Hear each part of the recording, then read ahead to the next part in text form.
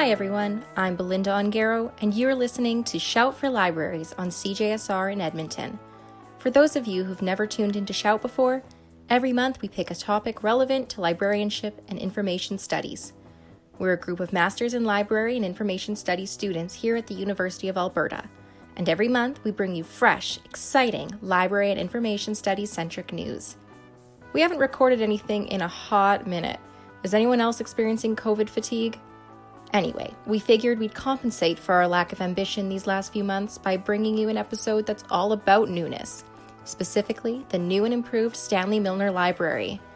Some of you may know of it as the think tank, as it has been so lovingly coined for its interesting exterior. But today we go beyond the exterior.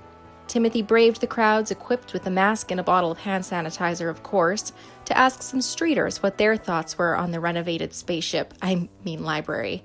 Take it away, Tim. Could I get your full name? Renovated. So we're here at the grand opening of the Milner branch of the library. Can you tell me, what do you think of the building?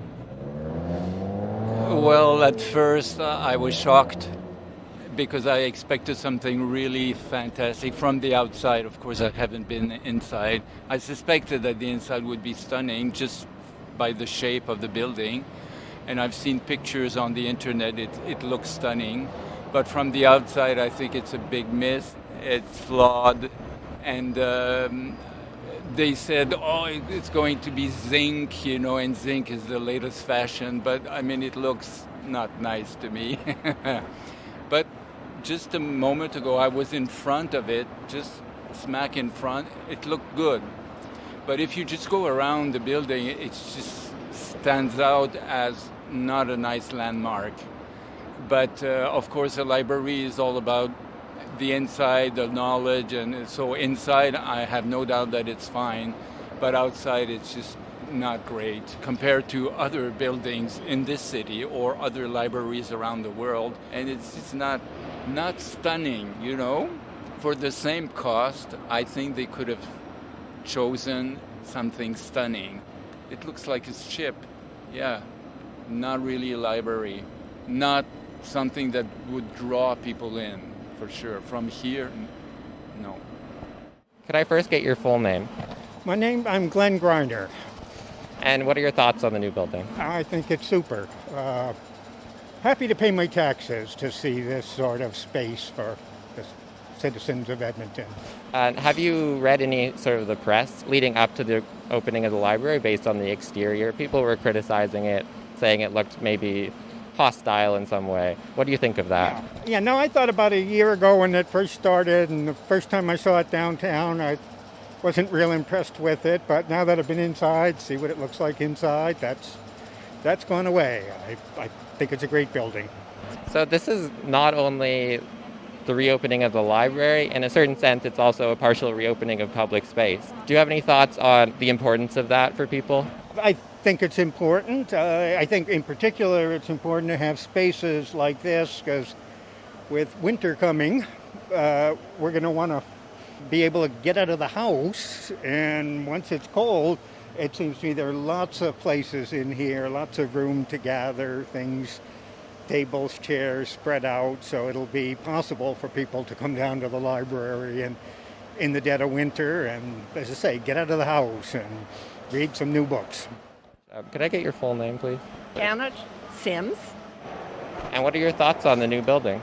I think it's fantastic. I've been down to Calgary and seen their new library, and I know when they unveiled this, there was a lot of controversy about it being too stark and all, but I am so impressed with it.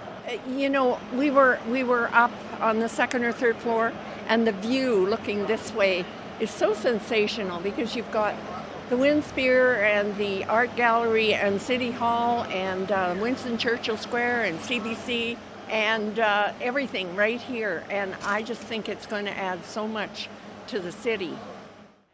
Could I get your full name? Jeslyn Williams. So you've just done a tour of the newly renovated Stanley Milner Library. What did you think?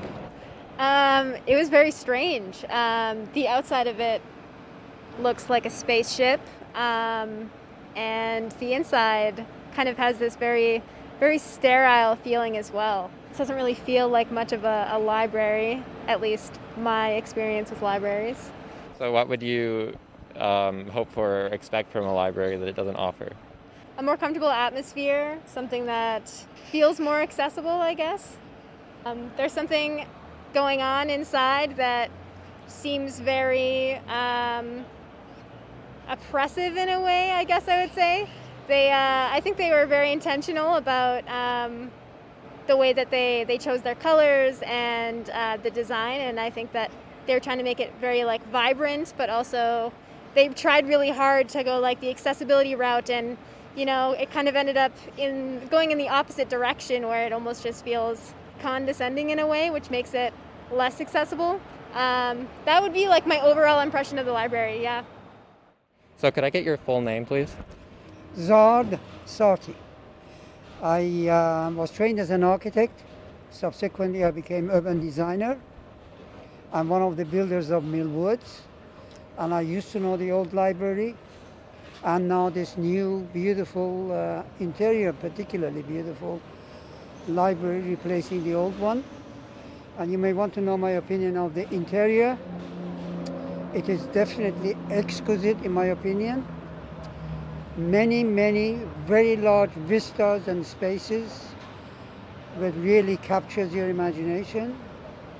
Various functions very cleverly distributed throughout. Appears to be that many spaces that a visitor can occupy and amuse themselves and educate themselves, make exchanges.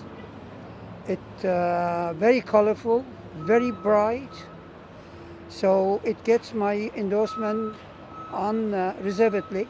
I used to look at the outside structure and outside look of the building, and I was not much impressed with outside, but heavens, they have done miraculous work for the inside. It seemed your praise of the exterior was somewhat more reserved than your praise of the interior. You heard some of the criticisms, I'm sure, about people saying the library resembled some sort of military machine or something along those lines. What's your take on that? Do you think those criticisms are deserved?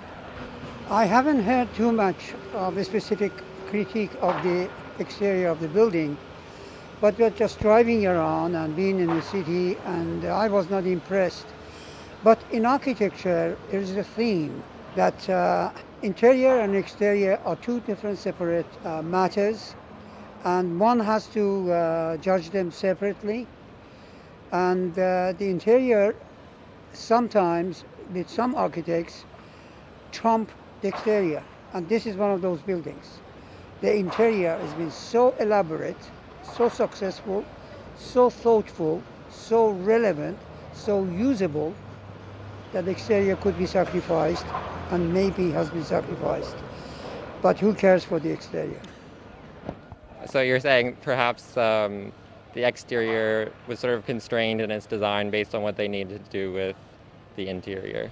Well, going with the theme that I just suggested, that with some architects differentiate, for example, the music hall in Berlin is one of those art buildings. It's been around for about 20, 30 years, and talk about it is, don't look at the exterior of the music hall in Berlin. Go inside. Then you will be absorbed and entertained, and it is an excellent interior. An architect of that building always spoke about the fact that he was focused on the interior. So given that theme, this building fits that category of buildings, where interior is given due consideration, elaboration, design, details. Exterior may be sacrificed. I heard the architect for the building was talking about how the vision was sort of that the building is reaching out sort of off axis towards the people to welcome them in. Do you see that happening? Yes. We saw spaces specifically designed for minorities, for the average Edmontonian, and with people exquisite taste. So they're all included in that. All right, so to get things started, what's your full name? Justine Mejo. Were you following any of the press prior to the opening of the library about people's reactions to the exterior of the building before they got to see the interior? Yeah, I'd seen some of that. People were comparing it to like a tank or something, some sort of military machine. Do you think that those criticisms are warranted? Well, from the outside, yeah, but from the inside, it's not as bad. It's really bright, like a lot of white, a lot of open space and high ceilings, and it doesn't give you the same sort of claustrophobic feel that you get from the outside. So this is kind of like not only the reopening of the library, but in a sense also the reopening of public space in a way, or an effort to do that in sort of a limited way that we can. How important do you think those sorts of spaces are? Oh, I think it's really important. I mean, actually, I witnessed a couple interactions of the staff with some more marginalized populations of Edmonton while I was in there, and it was just nice to see how positive those interactions were and how helpful the staff were in trying to assist people who didn't have a home to get a card so they can access some of the library resources. So I thought it's fantastic that that's downtown again and available for everyone's use. Thanks, Timothy. Great to hear from Edmontonians with such diverse perspectives. I also had the pleasure of checking out the new Stanley Milner recently and was blown away by the incredible community space that they've created for all Edmontonians. There is so much potential, not only for consuming knowledge and accessing resources, but to create and share new knowledge and experiences. From the Indigenous gathering space, complete with ventilation for smudging, to a decked-out gamer space, EPL truly nailed it with this one, in my humble library student opinion.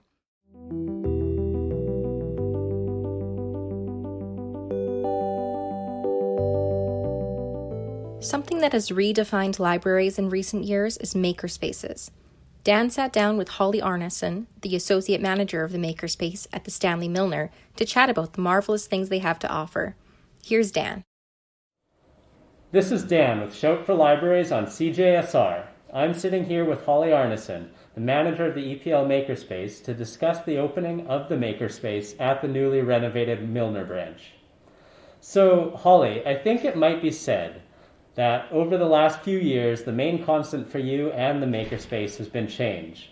From the old Milner to 3 different locations within Enterprise Square, to the expansion of the Makerspace project, to other branches in the EPL system, to everything obviously being interrupted by the pandemic. In the library world, it is often said that the institution itself is experiencing a crossroads defined by transformation. How have you found the Makerspace fits into this overall context of transformation? Thanks, Dan. That's a really great question. You're right that there has been so much change as we've driven forward towards launching a brand new Makerspace inside the Milner building. And we have sort of, as we've worked towards that, the planning process, the preparation, everything from sort of the staff training and the recruitment processes to the tool selection, and then also designing services around these tools. It's been really exciting to be involved in something that's constantly growing and constantly changing. We're constantly sort of listening to both what's working well from people who are currently in our space. We're also always keeping an eye out on both the local community and then also the broader global community about what we might change, what we might enhance, what we might expand, and how we can serve the community in new and different ways. That's been the process, and what that's looked like in terms of that transformation carrying out is moving from both different thresholds, so offering service at one location, changing to a service at a different location, adding in a preview of a service that's coming down the road, or trying to, get ready basically by testing little projects, working with members of the public or within the team, and really moving along to get ready all along to expand into something much bigger. The Makerspace has probably been in planning since at least 2014 or 2015, and the library itself has been under construction for 3 years as well. So a long road, and I think an exciting result is what people are going to experience. So speaking of that process, how would you say the new Milner Makerspace compares with the old Makerspace, either in specifics or within an overall vision? What are some key differences? So some of the key differences in the new makerspace compared with the previous makerspaces at the Milner or at the Enterprise Square locations are that we're offering a lot more opportunity for people to really get hands-on with the technology. So an approach that we've taken in the past to remove barriers to accessing services like 3D printing is to essentially run a model of people submitting their prints, and then the staff work with them on those prints if they need changes or adjustments, and then essentially producing that print for the customer. The big change that we've undertaken is to look to see how we can put that customer into the driver's seat of that hands-on learning process. So one of the differences, as an example, is with our 3D printing service, we're moving towards a self-serve process where we're looking to train that person who walks into the library with safety information, with basic 3D printing design principles, and with the principles and safe operation of the 3D printer itself. And then we're looking to have them operate that with supervision of the staff rather than the staff operating that for them on their behalf. It changes what staff are doing day to day, but I think it's a much richer experience for everybody involved. We're providing more structure around the studio services. That's another difference. Again, there's going to be a similar kind of training and certification process. And the goal of those things is to really make sure that we're having a conversation when people are wanting to sign up for that for the first time. We're understanding a little bit about who they are as a person, what they're hoping to learn or get out of the experience. And we're also able in that conversation to share, what our expectations are, what the safe operational guidelines for the equipment are, and really establish that connection so that they know that they can get help if they need help. So we're putting a little bit more process into place around how people are accessing the different services. The other thing that's really changed and is exciting is we've taken some of the things that have worked really well in the past, and we've just provided a more purpose-built and intentionally designed version of them. So previously we were working in non-purpose-built spaces for our studios or working in prefabricated booths. Now we're working in a purpose-built, acoustically engineered space. And I think we'll be able to offer a really great experience for people and provide more opportunity for that scaffold from the person who has maybe always wanted to learn how to play an instrument to the person who used to be a recording artist a few years ago, hasn't done it for a while, wants to get back into it, or the person who's just looking for access to that equipment because they don't have the means. So we're just, in some cases, we're offering something that's different, that's more, and that's a little bit more polished or structured than we have in the past. Another huge difference is the technologies that are being offered. So we've incorporated sewing, and sewing is something that we made available through one of our branches. We received a really positive community response, and we see so much value in how it takes a traditional craft and a traditional technology, and it interplays so well with the design thinking skills, the problem solving, the sequencing, and even the mechanical and spatial aspects of planning and assembly. That fits in so well with other things that are happening already in the makerspace, access to vinyl cutters, access to 3D printers, and even learning to code programming. So the sewing service is something I'm excited about. And then there's a group of services that will be offered eventually in our Fab Lab.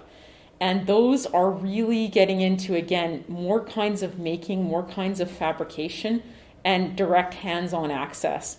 So adding things like a laser cutter, a CNC mill for milling out designs from wood, adding a more manual bookmaking process where the customer will be able to actually make and assemble the book with staff support, and as well some light woodworking tools for the first time to support people's use of the CNC mill.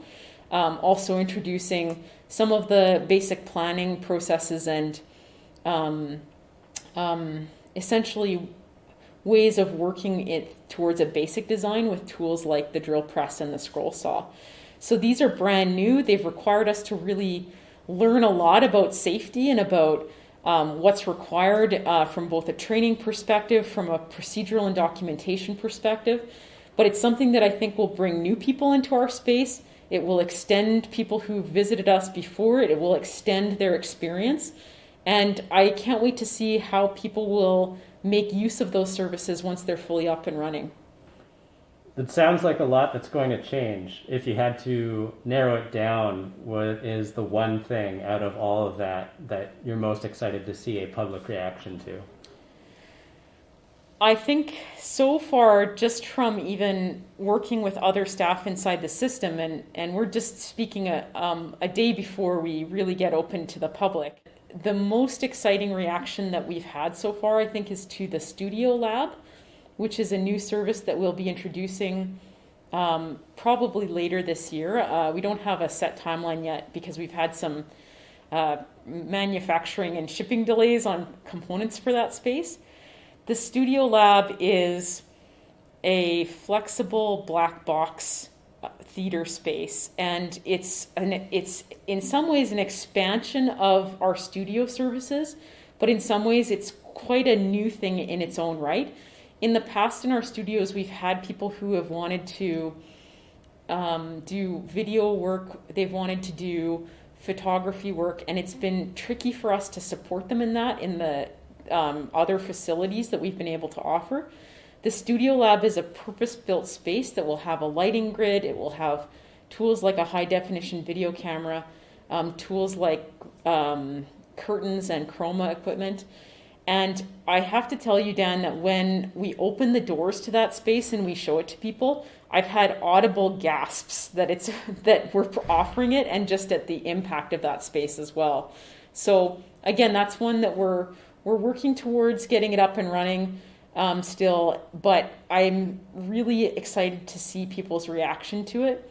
I'd say the other space where we've had pretty amazing reactions is when we've shown people so far the Fab Lab, and just the range of tooling and the possibilities in terms of the media that they can work with, showing them how they can work with both, laser cutting something into wood or etching glass. I get kind of a stunned silence at times when we walk people through there and show them what the possibilities are. Marty Chan recently said that, it's like shop class in the middle of the library. And that's kind of, I think, going to be something that really surprises people to discover. So let's zoom out a bit. We've talked a lot about making, but let's talk about making the makerspace. What are your influences? Are there other makerspaces that you take inspiration from, or are you mainly focused on figuring out what the local community wants? So it was definitely a combination of both. Both approaches were taken. So I believe I may be misremembering the year, but not long before the branch was closed, there was a community consultation process that occurred. And we collected a lot of feedback from the public about what they wanted to see in the new makerspace. And things like fabrication equipment like CNC, a laser cutter, access to soldering equipment, access to places to make art, access to more video spaces for video work. Those are all themes that emerged from the community consultation. Cooking also emerged as something that people wanted to do at the library, and down the road we'll be introducing a teaching kitchen space. I've jokingly suggested that it be called the Baker Space. We'll see what it ends up being called. But so the community engagement, that really was a core piece of us listening to what people wanted. People took that opportunity to tell us as well, like what they enjoyed already. Through that process, we also heard about how successful the gaming services that we had been offering out of the makerspace at that time had been, and that led towards a new gamer space for the new Milner Library, which I think people will be really shocked and excited about in terms of its scope and also how amazing and exciting it is in there. In terms of other other spaces that we look to, there's a lot of really great work being done in Canada across the board. Like in Toronto, they have fabrication studios where they're offering access to sewing machines, button makers. I believe they may even have CNC embroidery machines. So similar tool sets to what we're offering with a few differences. Vancouver as well is offering access to sound studios. Calgary has them as well. So that's something that's really taken off inside of Canada and is being brought on in different communities. I also give a shout out to the Innisfil Public Library in Ontario. They really early got into that, providing access to more of these light fabrication tools and really using sort of a community process of looking for ways that community members could participate and even lead in that process, working alongside staff. So they've done some pretty exciting work as well. In terms of my professional library crushes on a global scale, two that I'll highlight in particular are the Lawrence Public Library. They have a sound and vision space for studio and video production. And they have an amazing synthesizer as well as part of their kit.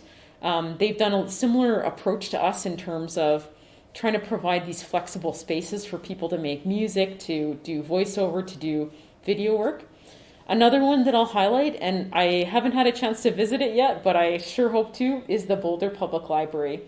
They have it's called BLDG 61, Building 61 Makerspace, and it's primarily focused on well, I shouldn't say primarily, but one of the things that's really stood out to me is their inclusion of woodworking equipment.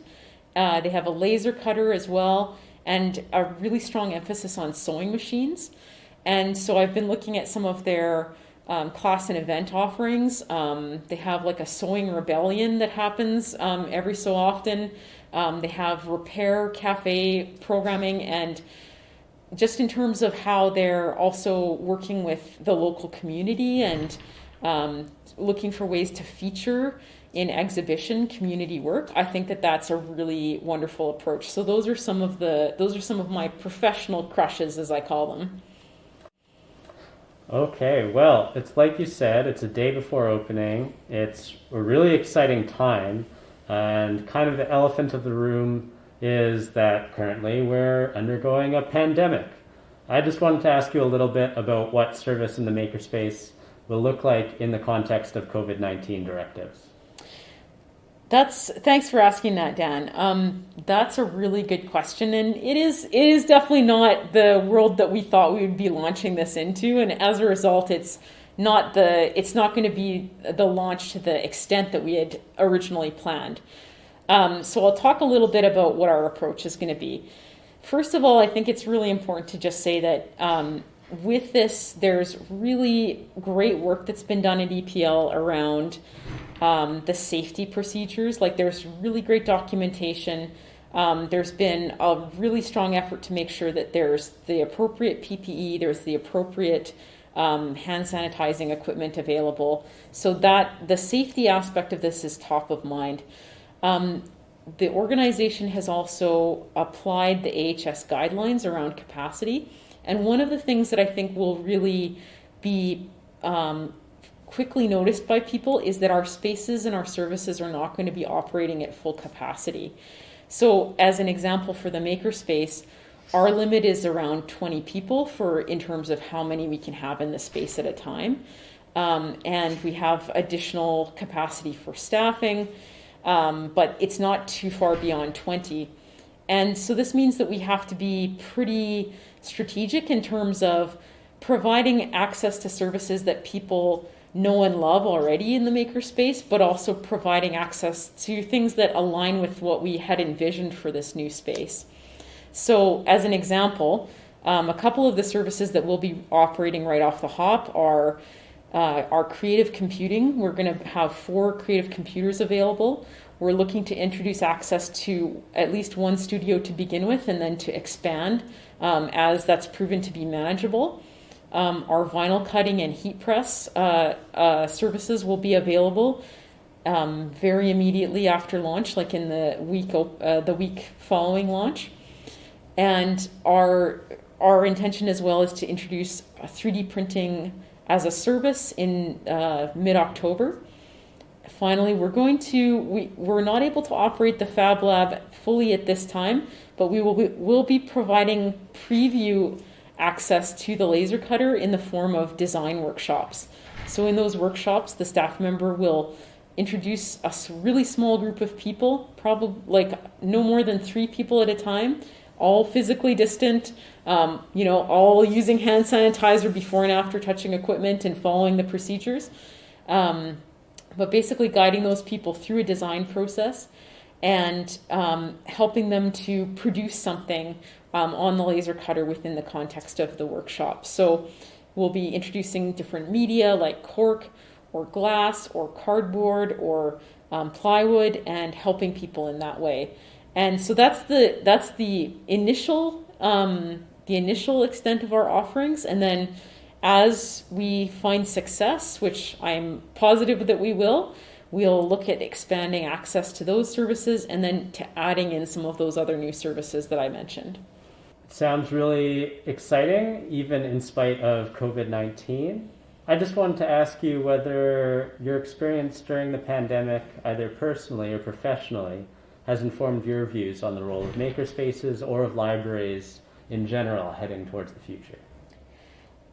It's been, that's a really good question, and I think it's been such an interesting time, and it's definitely been challenging for everybody, no matter who that person is or what situation, whether you're a member of the public who didn't have access to the library physically for several months, or you're a staff member who is in a temporary layoff situation, or you're someone who worked through, or you're a family member, a concerned family member for looking at just the school relaunch. I think there's so many challenges that have happened so quickly, and I think to me what's been really interesting is some of the skills that we look to build in when we're putting people into contact with some of these makerspace technologies, the skills of problem solving, the skills of flexibility, taking concepts from one area and transferring them to another from that digital literacy perspective. Those are such core skills in terms of being able to respond quickly to change. And even though there's a lot of emotional load that goes into that, and it can be scary at times and at other times exhausting, I think that one of the things that I've been so amazed about looking around at my colleagues and, my colleagues broadly in the sense of our community in Edmonton is how quickly and how professionally and thoughtfully everybody has responded to this, and how everybody is still trying to make things better for one another, even in the light of a situation that has felt very unstable at times. People have just responded so quickly, and even here, we switched suddenly to working from home, or we switched to only doing online training after never really trying it before. And I know a lot of people in the post-secondary context are in that situation too. And just to see people overcoming and finding new ways also when the way of doing things before is no longer available, to see the innovation that's happening out of that. It's bittersweet, but it's a cause for hope. So I think it bodes well for library land. Bittersweet, but a cause for hope is, I think, a very poignant observation during this time. So thank you so much for meeting with us and discussing the opening of the Makerspace, taking time out of what I am sure is an overwhelming schedule the day before we open. So I wish you all the best with the launch, and I will be there on day one. I just wanted to ask you one final question as an acknowledgement of the long road that libraries have traveled from their origins to now, and that's, what have you been reading during the pandemic? Oh, this is such a great question. I'm glad you asked.